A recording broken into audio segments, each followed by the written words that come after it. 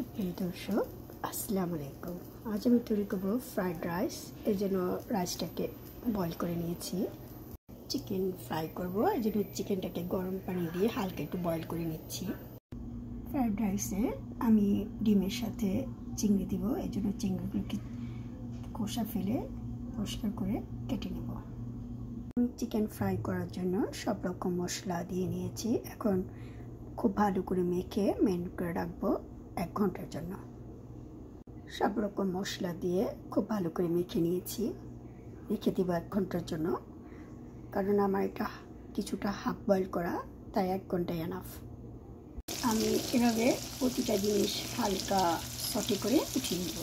প্রথমে চিংড়িগুলো সটে করে নিয়েছি, ডিমটাকে ভেজে নিচ্ছি। আমি সবগুলো সবজি হালকা ভেজে নেব।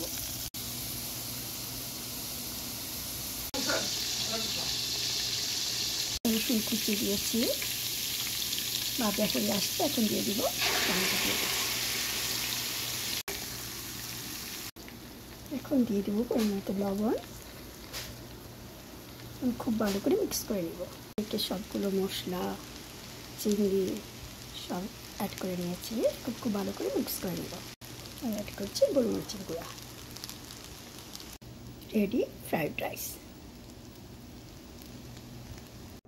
চিকেনগুলো ম্যারিনেট করা আমার প্রায় 2.5-3 ঘন্টা হয়ে আসছে। এখন আমি এগুলো ভেজে নেব। প্রথমে চিকেনগুলোকে আমি কোট করে নেব।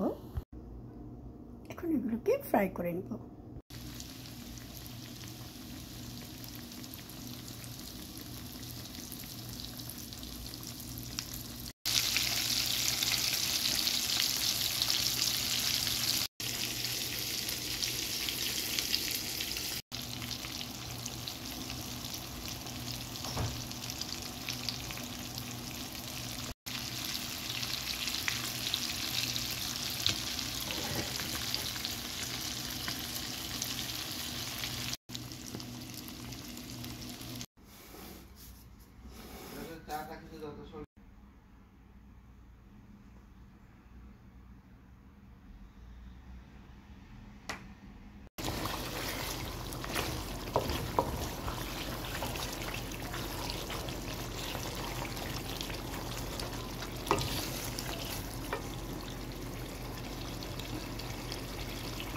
মাংস কষে আসছে, এখন অ্যাড করবো গরম পানি।